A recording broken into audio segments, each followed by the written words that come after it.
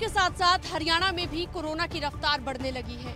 आए दिन कोरोना के मामले बढ़ने की वजह से प्रशासन भी अलर्ट पर हो गया है, सख्ती बरती जा रही है, लेकिन बावजूद इसके लोग समझने को तैयार नहीं हैं और लापरवाही लोगों में देखी जा रही है। कोरोना देश और प्रदेश में एक बार फिर तेजी से पैर पसार रहा है, जिसका असर हरियाणा में भरपूर दिख रहा है। कोरोना के आंकड़े यहां पर तेजी से बढ़ रहे हैं। बढ़ते कोरोना के बाद भी प्रदेश में कोरोना के प्रति लोगों की लापरवाही कम होने का नाम नहीं ले रही। ऐसा लग रहा है लापरवाह लोगों को कोरोना का कोई डर नहीं है। बिना मास्क लगाए बेपरवाह लोग बाजारों में घूम रहे हैं, सोशल डिस्टेंसिंग की धज्जियां उड़ा रहे हैं। ऐसे में कोरोना के मामलों में बढ़ोतरी होना लाजमी है। आइए एक नजर अब तक के आंकड़ों पर डालते हैं। हरियाणा में कोरोना के बीते 24 घंटे में 981 नए मामले दर्ज किए गए। 24 घंटे में 6 लोगों की मौत हुई। 6,745 कोरोना के एक्टिव केस हैं, जबकि संक्रमितों का आंकड़ा 2,82,569 है। इसके अलावा 2,72,714 मरीज रिकवर हुए और अब तक 3,110 लोगों की जान जा चुकी है। हरियाणा में कोरोना के बढ़ते मामले ये संकेत देते हैं कि कोरोना बेकाबू हो रहा है। कोरोना को काबू करने के लिए सतर्कता बरतनी होगी। हरियाणा में बीते 24 घंटे में कोरोना के बढ़ते मामले। हरियाणा के अलग अलग जिलों में 24 घंटे में कोरोना के कितने मामले सामने आए, आइए जानते हैं। गुरुग्राम की बात करें तो 186 मामले यहाँ पर बीते 24 घंटे में दर्ज किए गए। करनाल में 126 मामले, तो वहीं कुरुक्षेत्र में बीते 24 घंटे में 76 मामले दर्ज किए गए। पंचकुला में 95 लोगों में बीते 24 घंटे में कोरोना की पुष्टि हुई। अंबाला में 146 मामले कोरोना के बीते 24 घंटे में सामने आए। यमुनानगर में 73, तो वहीं पानीपत में 38 मामले कोरोना के पाए गए। फरीदाबाद में 68, फतेहाबाद में 6 और सोनीपत में 35 कोरोना के मामले दर्ज किए गए। कैथल की बात करें, 9 मामले यहाँ पर बीते 24 घंटे में कोरोना के पाए गए। जींद में 10 और हिसार में 23 मामले कोरोना के पाए गए। बीते 24 घंटे में झज्जर की अगर बात करें तो 14 यहाँ पर कोरोना के नए मामले सामने आए। रोहतक में 21, पलवल में 6 और रेवाड़ी में 2 कोरोना के नए मामले पाए गए। इसके साथ ही भिवानी में भी कोरोना के 2 मामले बीते 24 घंटे में सामने आए। देश में कोरोना वैक्सीनेशन के बावजूद भी कोरोना के मामले लगातार बढ़ रहे हैं। इसकी वजह है कोरोना के प्रति लोगों का लापरवाह होना। हालांकि कई राज्यों में सख्ती बढ़ा दी गई, बावजूद इसके लोग बिना मास्क के नजर आ रहे हैं। हरियाणा में कोरोना का लगातार बढ़ता आंकड़ा चिंताएं बढ़ा रहा है और इसके चलते सरकार की ओर से, प्रशासन की ओर से सख्ती बढ़ा दी गई है। कोरोना के सार्वजनिक समारोह पर भी हरियाणा सरकार ने रोक लगा दी है। देश में टीकाकरण अभियान तेजी से चल रहा है, लेकिन एक बार फिर कोरोना ने रफ्तार पकड़ ली है और लगातार बढ़ रहे ये आंकड़े अब डराने लगे हैं। पूरी दुनिया कोरोना महामारी के प्रकोप से जूझ रही है और अब एक बार फिर से कई देशों के साथ साथ भारत में भी कोरोना संक्रमण के मामलों में लगातार तेजी देखी जा रही है, क्योंकि देश में एक बार फिर कोरोना वायरस ने रफ्तार पकड़ ली है। दिन ब दिन आंकड़े डरा रहे हैं। तमाम पाबंदियों के बावजूद लोगों की लापरवाही थमने का नाम नहीं ले रही है। इसकी बानगी आज देश में लगातार बढ़ रहे आंकड़ों में साफ दिखाई दे रही है। इसके बावजूद बगैर मास्क लोग जगह जगह दिखाई दे रहे हैं और अगर इसी तरह का रवैया रहा तो 1 साल पहले की स्थिति में भारत फिर से जा सकता है और एक बार फिर देश की टेंशन बढ़ सकती है।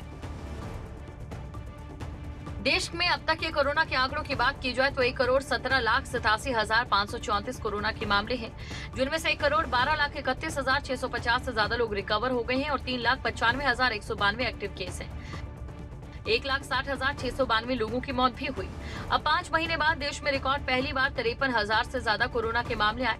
स्वास्थ्य मंत्रालय की ताजा रिपोर्ट के अनुसार पिछले 24 घंटे में 53,476 नए कोरोना के मामले सामने आए हैं और 251 लोगों की जान चली गई। हालांकि 26,490 लोग कोरोना से ठीक हुए। कोरोना के बढ़ते मामले संकेत दे रहे हैं कि लोगों की लापरवाही एक बार फिर से कोरोना को बेकाबू कर सकती है।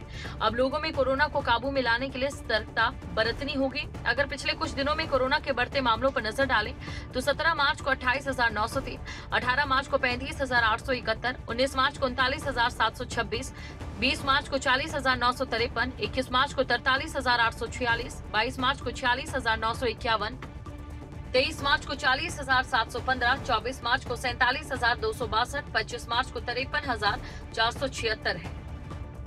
अब अगर वक्त रहते लोगों ने कोरोना के प्रति बढ़ती लापरवाही को नहीं रोका तो हालात बेकाबू हो सकते हैं।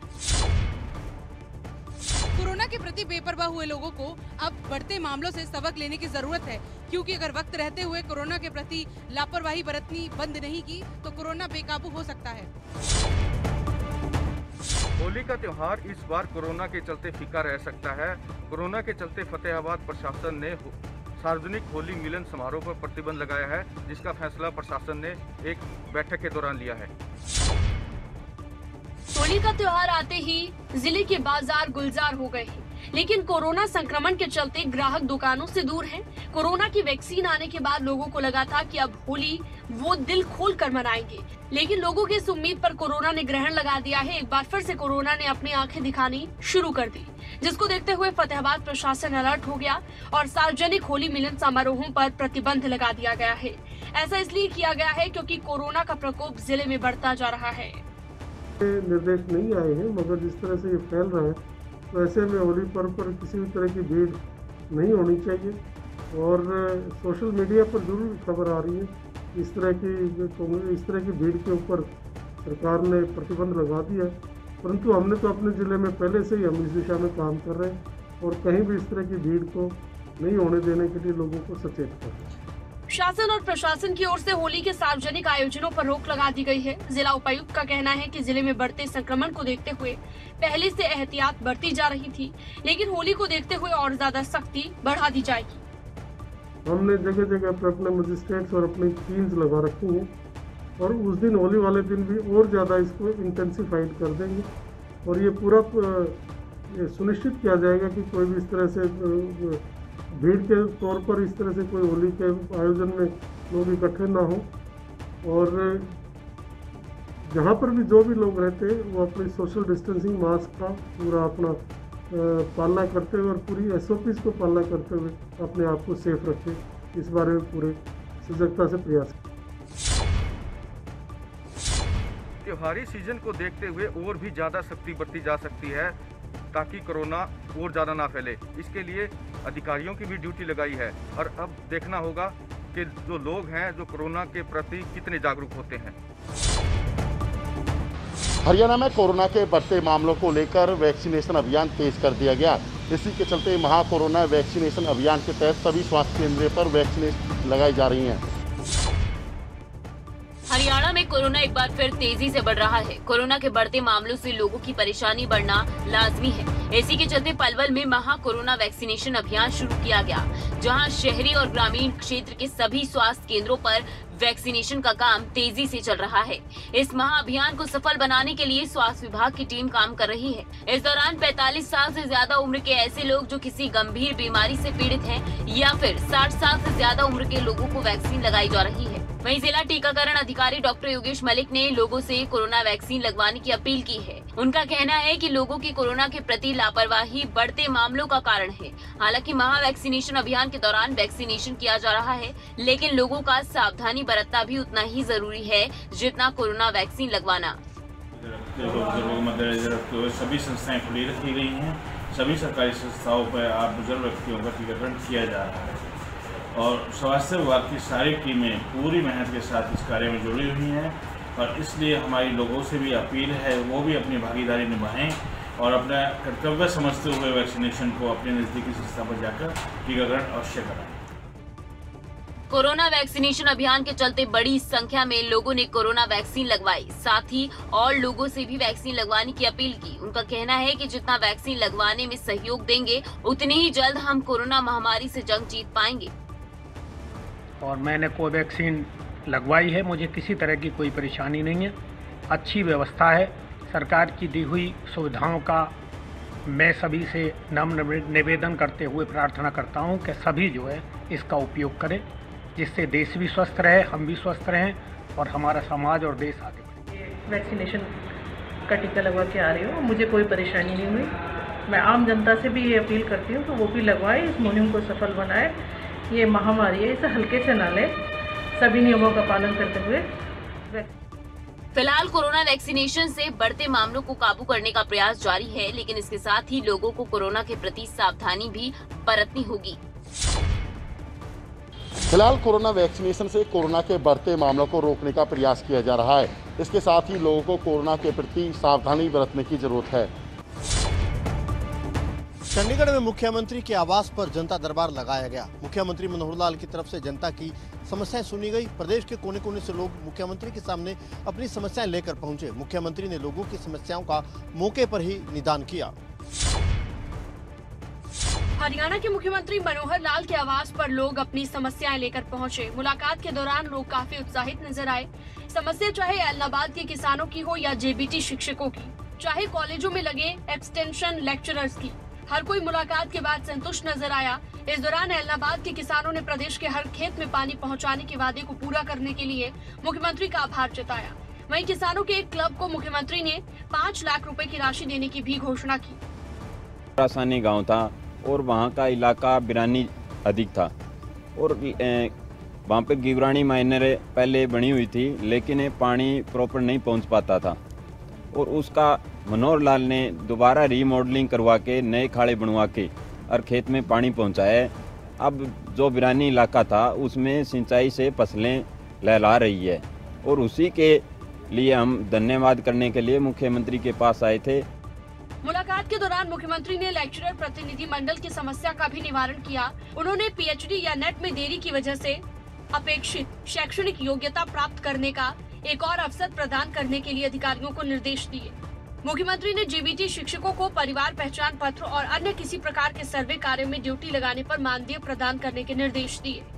ने बहुत ही ध्यान से सुना और जैसे कि हमने उनको ये बोला कि अभी तक वर्कलोड असेस नहीं हुआ है और जो हमारे डिस्प्लेस कैंडिडेट्स हैं वो भी अभी डिस्प्लेस ही हुए बैठे हैं, उनको अभी नौकरी नहीं मिली है, तो उन्होंने तुरंत ही जो भी वहाँ पे एसीएस सर जो भी डिपार्टमेंट से आए हुए थे उनको ये वो दिया कि ऑर्डर दिया है कि तुरंत प्रभाव से डिले ना करते हुए आप 5 अप्रैल तक जो है वर्कलोड असेस कर लें। सीएम सर ने जो आश्वासन दिया है हम उससे बहुत खुश हैं। मुख्यमंत्री ने कहा सरकार गरीब परिवारों की भलाई के लिए काम कर रही है। इसी के चलते उन्होंने सभा के पदाधिकारियों से ऐसे गरीब परिवारों की सूची देने का भी अनुरोध किया जिन्हें स्वरोजगार और प्रशिक्षण प्रदान कर आर्थिक रूप से सशक्त बनाया जा सके। मुख्यमंत्री मनोहर लाल ने लोगों की समस्याएं सुनी और तत्काल समाधान के लिए अधिकारियों को निर्देश दिए। लोग संतुष्ट नजर आए। मुख्यमंत्री के जनता दरबार में प्रदेश के कोने कोने से लोग पहुंचे थे। मुख्यमंत्री ने मौके पर ही लोगों की समस्याएं दूर करने के लिए जहां अधिकारियों को निर्देश दिए, वहीं जो लोग वहां पर पहुंचे थे मुख्यमंत्री की पूरी कार्यप्रणाली से संतुष्ट नजर आए। चरखी दादरी में कांग्रेसियों के बीच काफी घमासान देखने को मिला। सियासत को लेकर भूपेंद्र सिंह हुड्डा और केंद्र गुट के कार्यकर्ताओं ने जमकर हंगामा किया। हरियाणा कांग्रेस में एक बार फिर गुटबाजी सामने आई। चरखी दादरी में कांग्रेसियों के बीच काफी घमासान देखने को मिला। ये घमासान चौधर को लेकर हुआ, जहां कांग्रेस पर्यवेक्षक पंकज शर्मा के सामने ही कांग्रेसी आपस में भिड़ गए। गुटबाजी के चलते भूपेंद्र सिंह हुड्डा और किरण गुट के कार्यकर्ताओं ने जमकर हंगामा किया और इस दौरान दोनों पक्षों में एक दूसरे पर जमकर लात घुसे भी चलाए। हालांकि बाद में पंकज शर्मा ने इस घमासान को पार्टी का बड़ा कुनबा बताया और कहा कि ऐसी छोटी मोटी तकरार तो होती रहती है। देखिए ये कांग्रेस इतना बड़ा परिवार है, आए हैं हमारे पास इतने कार्यकर्ताओं की फौज है कि एक जगह समा नहीं पाती। वो अलग अलग डाइवर्ट करना पड़ता है। अलग अलग डाइवर्ट नहीं करना पड़ता। आज यूथ क्या उनकी विचारधारा नहीं मिलती? नहीं, विचारधारा की बात नहीं। आज यूथ कांग्रेस कोई कार्यक्रम कर रही है तो यूथ कांग्रेस का कार्यक्रम होगा। आज एनएसयूआई कोई कार्यक्रम कर रही है तो एनएसयूआई का कार्यक्रम होगा। आज अगर महिला कांग्रेस कोई किसी मुद्दे को लेकर कार्यक्रम करती है तो महिला कांग्रेस का कार्यक्रम होगा। अपन उसको पार्टी की विचारधारा कार्यक्रम है वो। दरअसल कांग्रेस पार्टी के जिला और ब्लॉक स्तर पर कार्यकारिणी गठन की रायशुमारी करने के लिए पंकज शर्मा और सह प्रभारी जगदीश खेदड़ चरखी दादरी में पहुंचे। रायशुमारी चल रही थी कि इस दौरान हुड्डा और किरण गुट के कार्यकर्ता आपस में भिड़ गए और दोनों पक्षों के कार्यकर्ताओं ने जमकर हंगामा किया। काफी देर तक कार्यकर्ताओं ने हो हल्ला किया और अपने अपने नेताओं के पक्ष में नारेबाजी भी की। हालांकि बाद में कांग्रेस नेताओं ने मामले को शांत करवाया।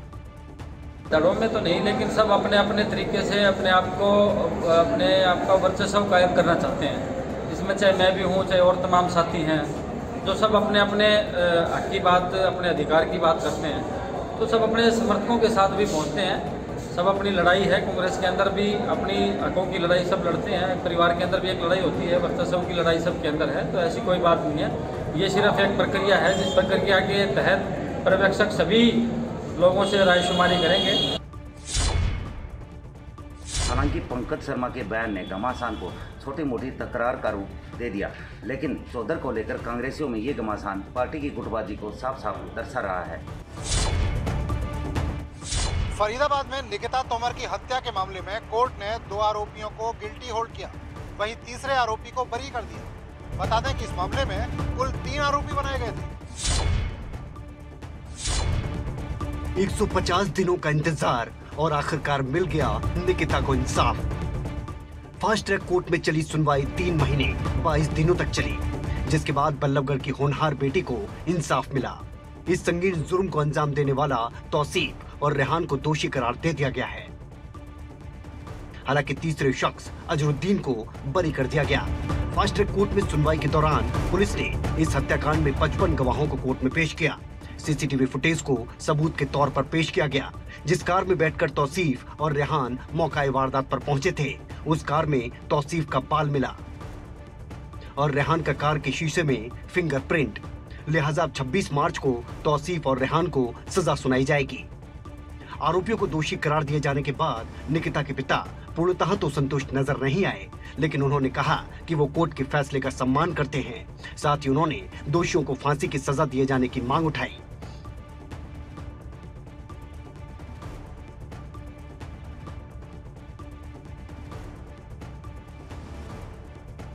देखिए, न्यायालय का पूरी तरह सम्मान करते हैं, लेकिन फांसी मिलेगी हम तो संतुष्ट जब भी होंगे। और फांसी की हमारी डिमांड शुरू से रही है। हमारी तरफ से 4 लॉयर थे, संजीव जैन, संजीव राव, एदल रावत और परमार जी, और इन्होंने काफ़ी अच्छा अपना काम किया है। और आज जो न्यायालय ने दोषी करार उनको दिया है वो आप सबको पता है। 26 तारीख को दोषियों को सजा मिलेगी और हमारी मांग फांसी से कम कुछ नहीं है। वहीं निकिता के वकील ने कोर्ट के फैसले की जानकारी देते हुए बताया कि किन किन धाराओं के तहत आरोपियों को दोषी करार दिया गया है।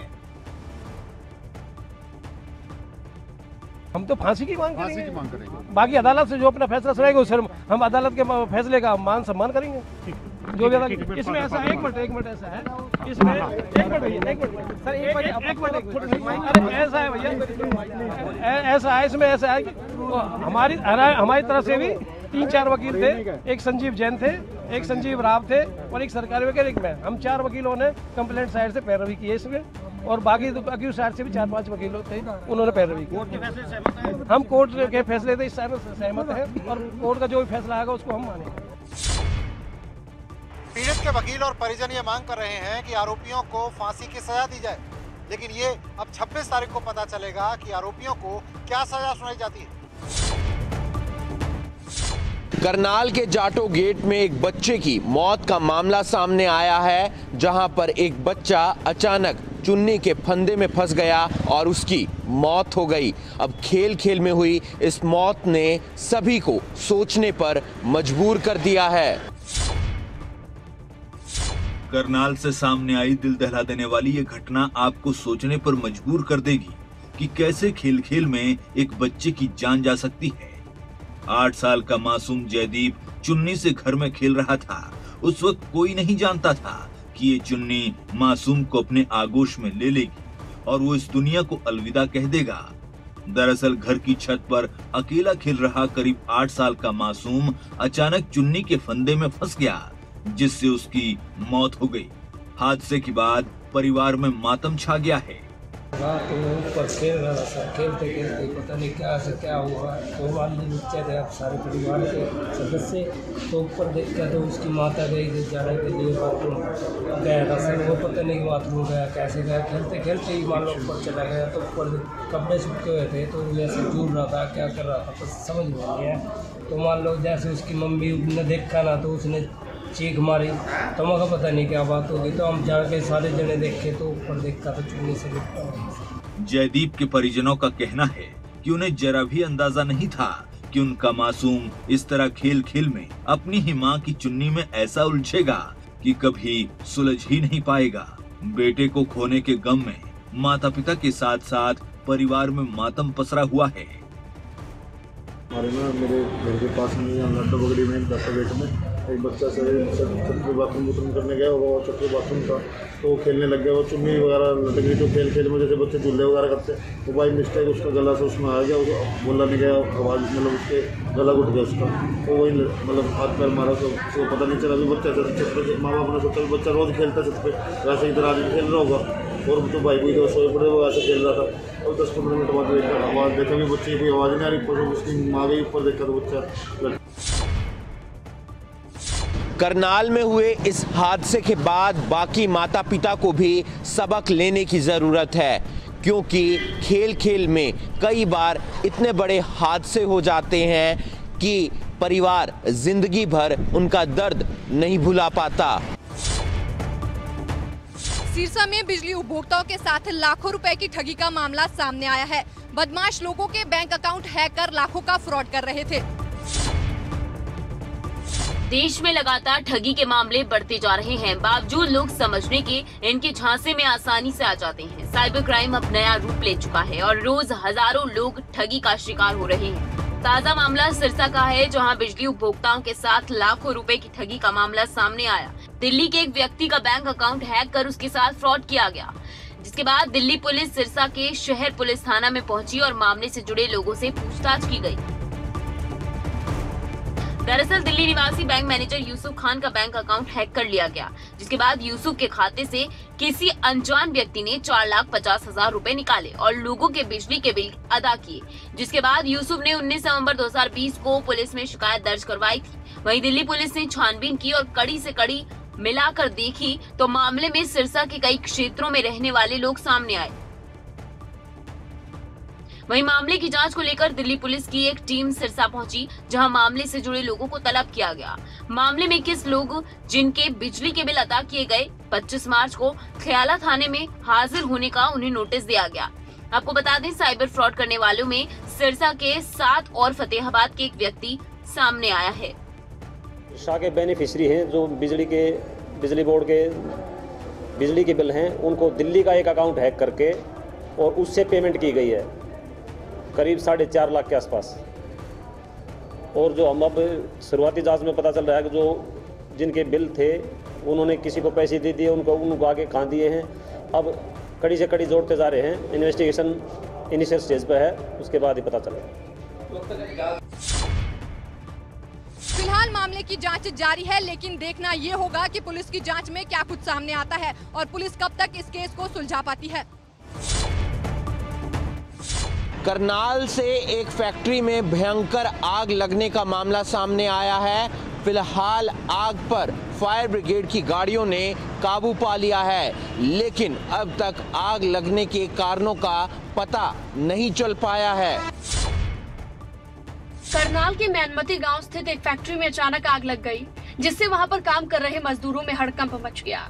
आग कितनी भयानक थी, इसका अंदाजा इन तस्वीरों से लगाया जा सकता है। आग पर फायर ब्रिगेड की 3 गाड़ियों ने काबू पाया। आग लगने से फैक्ट्री में लाखों रुपए के नुकसान का अनुमान लगाया जा रहा है। गांव के पास है जी फैक्ट्री, तेल का टैंक में आग लगी फट गया। यही नहीं पता नहीं, बाहर से सुन रहे खड़े अभी अंदर का चीज आग बुझाने वाली, गेट बंद है अभी। यहाँ यही देख करा, ये देखो 3 टन सारी मूसी खड़ी ना उधर, भयंकर आग लगी।